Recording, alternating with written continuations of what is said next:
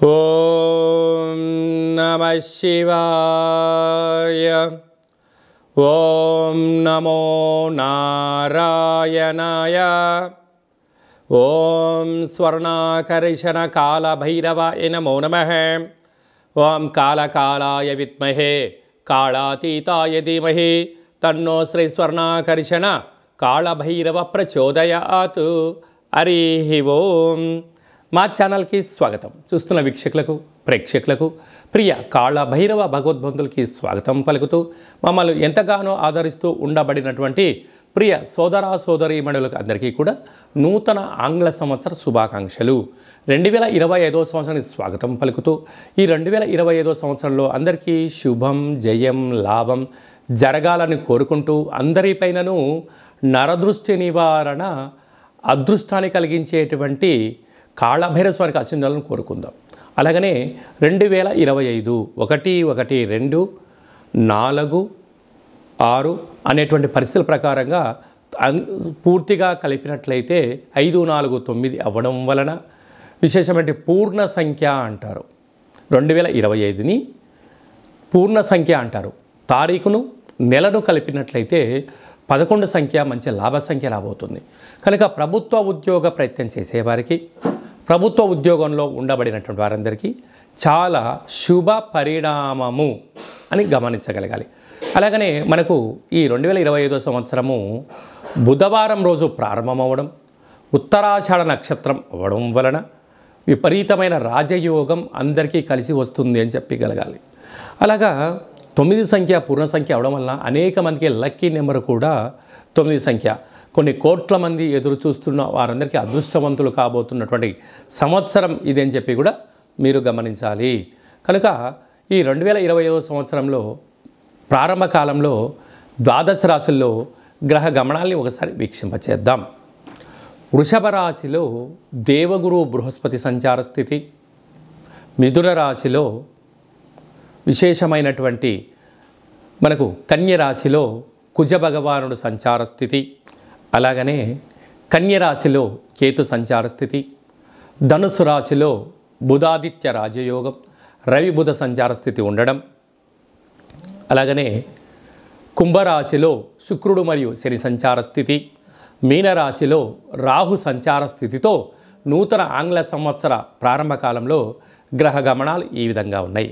అందరికీ ముందస్తుగా నూతన ఆంగ్ల సంవత్సర శుభాకాంక్షలు. వృషభ రాశి వారికి ఈ 2025 సంవత్సరం మరియు ఉగాది పండగ దగ్గర నుంచి ఆదాయ వ్యయాలు, రాజపూజ్యం, అవమానం, ఆరోగ్య పరిస్థితులు ఎలా ఉంటాయో క్లుప్తంగా సవివరంగా సంపూర్ణంగా తెలుసుకుందాం.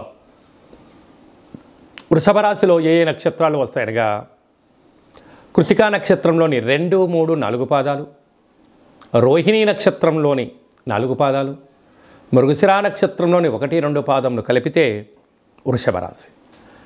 అలాగనే చాలామందికి పుట్టినటువంటి కాల సమయంలో డేటా బర్త్లో లేనటువంటి కారణం వలన పేరు యొక్క మొదటి అక్షరాన్ని అనుసరిస్తూ ఆ రాశిని తెలుసుకొని మానవ ప్రయత్నం చేద్దాం. ఈ ఉ ఏ ఓ వా వి యు వే ఓ అక్షరాల వారందరూ కూడా వృషభ రాశి జాతకులే. వృషభ రాశి యొక్క అధిపతి శుక్ర భగవానుడు. ఈ ఆంగ్ల సంవత్సరంలో వీరి యొక్క ఆదాయ వ్యయాల్ని ఒకసారి మనం గమనించినట్లయితే ఈ సంవత్సరము అధిక సంపాదన కలిగినటువంటి రాశులలో వృషభ రాశి ప్రప్రథమమైంది అని చెప్పి కూడా గమనించాలి. ఆదాయం 11, వ్యయం 5 అనగా 6 రూపాయలు సంపాదించబోతున్నారు. స్థిరాస్తులు, చరాస్తులు, భూములు, గృహాలు, బంగారు ఆభరణాలు, స్థిర ఆదాయం కలిగించేటువంటి షేర్లు, పెట్టుబడులలో వృషభ రాశి వారికి చాలా మంచి కాలం ఉందని చెప్పి కూడా గమనించాలి. అలాగనే రాజ్యపూజ్యం 1, అవమానం 3. బంధువులు, మిత్రులు, స్నేహితులు, సన్నిహితులు మీ ఎదుగుదలను ఓర్వలేక మీపై శత్రు ప్రభావాలు పొంచి ఉన్నాయి అని చెప్పి కూడా గమనించగలగాలి. అలాగే ఒకసారి మన కందాయ ఫలితాన్ని గమనించినట్లయితే కూడా రోహిణీ నక్షత్ర జాతకులకు ఆగస్టు నుండి 2026 ఉగాది పండగ వరకు ఆరోగ్య పరిస్థితి, పెట్టుబడులు అనేక రకాల ఇబ్బందికి గురయ్యే పరిస్థితి అధికంగా ఉందని చెప్పి కూడా మీరు గమనించగలగాలి. అలాగనే ఈ యొక్క జనవరి నుండి ఉగాది పండగ వరకు గ్రహ గమనాలు ఒకవైపుగా, ఉగాది పండగ అంటే ఏప్రిల్ మే మాసంలో బలమైనటువంటి గ్రహాలు మారడం మరొక యోగాన్ని కూడా వృషభ రాశి వారికి అందజేయడం జరుగుతుంటుంది. ప్రజెంట్లీ అంటే ప్రస్తుత కాలమాన ప్రకారంగా మేషరాశిలో ఉండబడినటువంటి పరిస్థితి వారికి, ఈ వృషభ రాశి వారికి ఎన్నో రకాల మార్పులు ఉన్నాయి. వృషభ రాశిలో గురువు, అలాగనే కన్యరాశిలో కేతువు, కుంభరాశిలో శని భగవానుడు, మీనరాశిలో రాహు సంచార స్థితితో ఈ విధంగా ఉన్నప్పుడు అధిక ఆదాయం, పెట్టుబడులు ఆకర్షించలేకపోవడం, మానసిక ఒత్తిడి, కొద్దిపాటి రుణ సమస్యలు, రోగ సమస్యలు, శత్రు సమస్యలు పొంచి ఉన్నాయని చెప్పి కూడా గమనించాలి.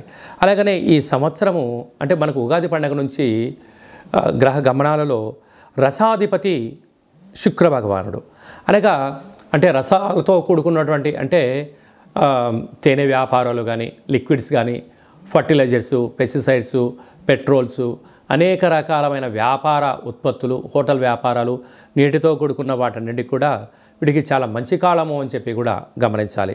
వస్త్రాధిపతి శుక్రుడు, అనేక వీరికి తెలుపు వస్త్రాలు, పట్టు వస్త్రాలు, బంగారు ఆభరణాలు, విలాసవంతమైన జీవితం, అలా స్వర్ణకారిత వ్యాపారులకు అనేక వారందరికీ కూడా శుక్రుడు యోగదాయక కారణం అవ్వడం వలన వీళ్ళకు చాలా మంచి కాలం ఉందని చెప్పి కూడా గమనించాలి.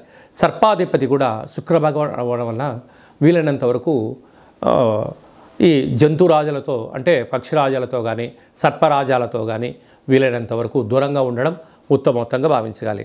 ఆ తదనంతరం వీరికి విశేషంగా 2వ స్థానంలో గురువు, అర్ధాష్టమ కేతువు, రాజ్యస్థానంలో రాహు, లాభస్థానంలో శని భగవానుడు ఉండడం వలన ఉగాది పండగ తర్వాత వృషభ రాశి వారికి తిరుగులేదు అని చెప్పి గమనించగలగాలి. కనుక ఈ అర్ధాష్టమైన కేతు సంచార స్థితి ఉన్నప్పుడు, కొన్ని గ్రహాలు అనుకూలంగా లేనప్పుడు మీ అంటే నెలలో మీ జన్మ నక్షత్రం రోజున అష్టమి, పూర్ణిమ, అమావాస్య తిథుల యందున దూరావాయు జల ప్రయాణాలు పెట్టుకోవద్దు, అప్పులు ఇచ్చి పుచ్చుకోవద్దు, క్రయ విక్రయాలు చేయొద్దు. ఇలా వీటిని నివారించగలిగినట్లయితే 90% ప్రమాదాలని నివారించి 100% అదృష్టాన్ని ఆస్వాదించడానికి అవకాశం ఉంటుంది. కనుక ఇలాంటి కాల సమయంలో నవగ్రహాల్లో శుక్ర భగవానుడికి ప్రతి శుక్రవారం వస్త్రదానం చేయడం, బొబ్బర్లతో కూడుకున్న ఆహారాన్ని ఏర్పాటు చేయడం, పక్షులకు, కుక్కలకు ఆహారాన్ని దానం చేయడం వల్ల వీరికి విపరీతమైన రాజయోగం వృషభ రాశి వారు సొంతమవుతుందని చెప్పి కూడా గమనించాలి.